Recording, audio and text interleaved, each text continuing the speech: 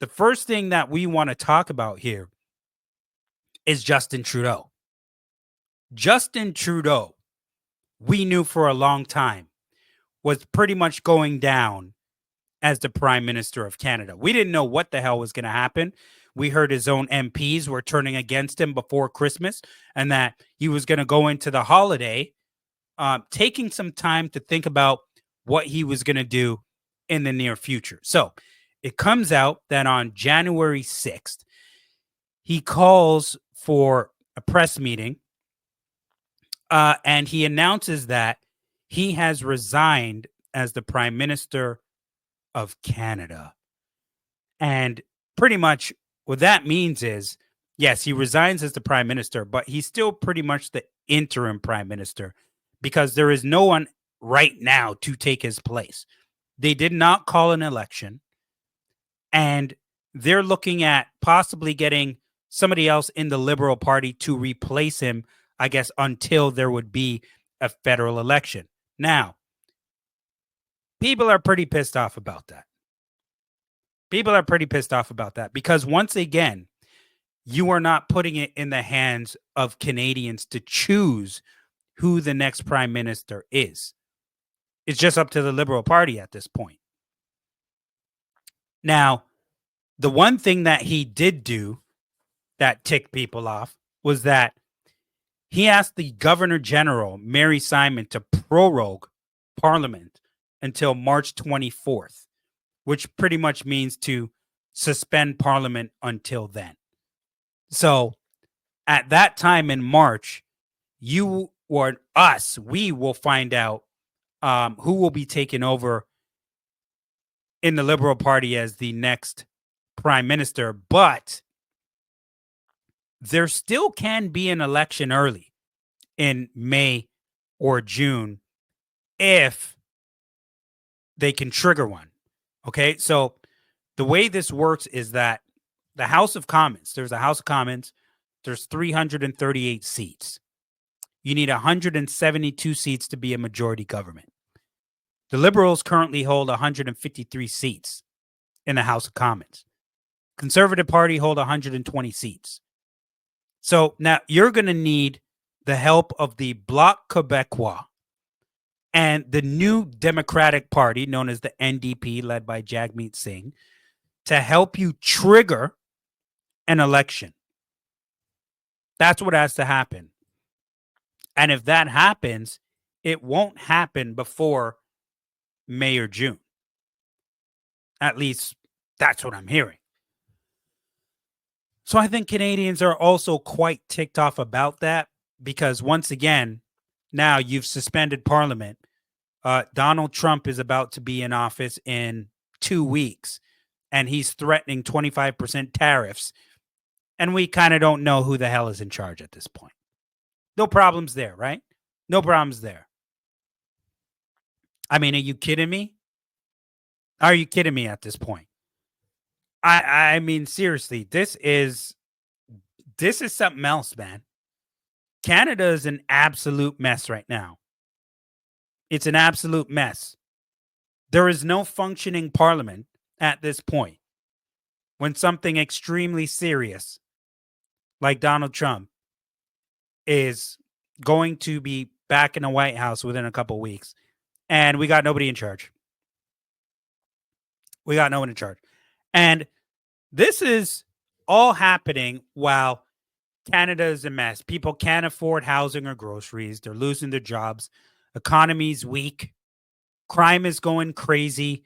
The immigration system is destroyed. I already mentioned to you about the tariffs. So all of this is happening while all these other things are happening as well. Isn't that wonderful that the Liberal government can suspend Parliament for a few months so they can, try to get their ish together, I guess, to find a new party leader. But, I mean, how much is that going to make a difference at this point? I don't think it really will. I just think it's going to make Canadians even more angry at this point, to be completely honest with you. I mean, there's going to be a shift here, folks. There is going to be a big shift here. And, was I sad to see Justin Trudeau make this announcement? No.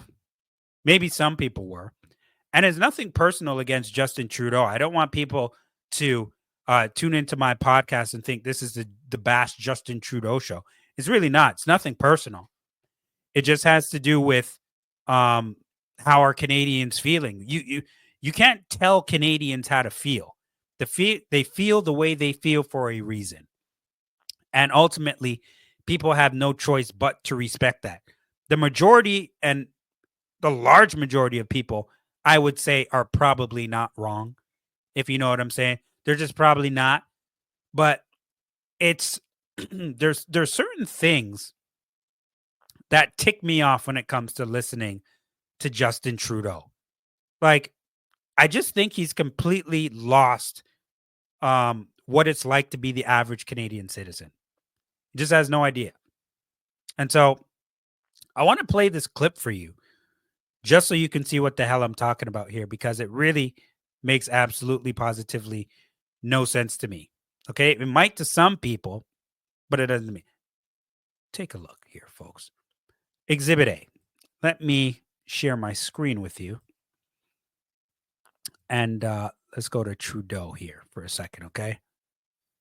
I'm going to play this for you. Just listen to this for a second. You spoke about the Liberal Party as an institution and the internal battles right now, but I'm wondering if you feel that another leader will have more success than you will at beating Pierre Poilievre in the next campaign. Pierre Poilievre's vision for this country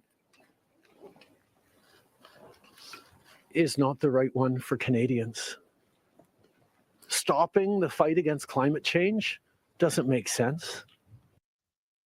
Okay, folks. Now, I want to say this. So, and you have to remember, I'm not on one side or the other. I'm not on one side or the other. I'm not some maniac liberal or some maniac conservative. I go where I believe best serves my interest, right? So, Pierre Poilievre's vision of this country is terrible, but somehow Justin Trudeau's was great. And then after that, he talks about Pierre Poilievre not wanting to fight against climate change. Against climate change. Ladies and gentlemen, if you have kids in the room right now, I suggest you turn down the volume just a little bit. Just a little bit right at this point. Mr. Trudeau, respectfully. Do you think anybody gives a shit about climate change when you can't pay the rent? When you can't afford the groceries?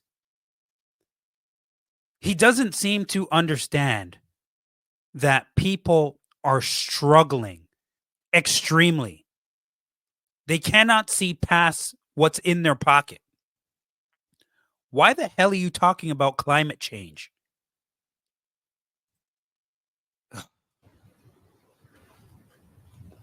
Backing off on the values and strength and diversity that Canada has always worked to pull itself together on is not the right path for the country. Attacking journalists, the CBC institutions, that's not what Canadians need in this moment.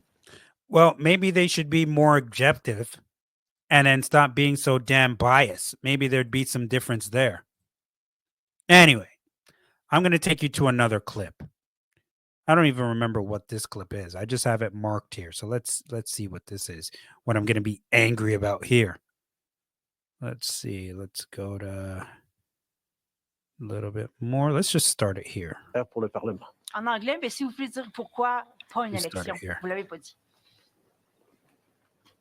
The parliamentary press gallery and anyone who's been watching politics closely over the past months will know that Parliament has been entirely seized by obstruction and filibustering and a total lack of productivity over the past few months. We are right now the longest serving minority government in history, and it's time for a reset. It's time for the temperature to come down, for the people to have a fresh start in Parliament, to be able to navigate through these complex times, both domestically and internationally. Okay, now I'm just going to stop it here. Yes, I do agree that people in Canada need a reset. But damn it, they don't want to reset with the Liberals. I'll tell you that much. That's why they want an election. Seriously. I mean, like, come on, man. Like, this is completely BS. This is shame. Shame for the referees, shame for the league to allow this. This is completely BS. This is shame. Take it easy. But it is a damn shame that Canadians do have to deal with this at this point. Just put it in their hands and call a damn election. Seriously. This is beyond ridiculous at this point. I do understand now that at this point we have no choice but to wait. We have to wait. But I mean, my God, new leadership cannot come fast enough in this country.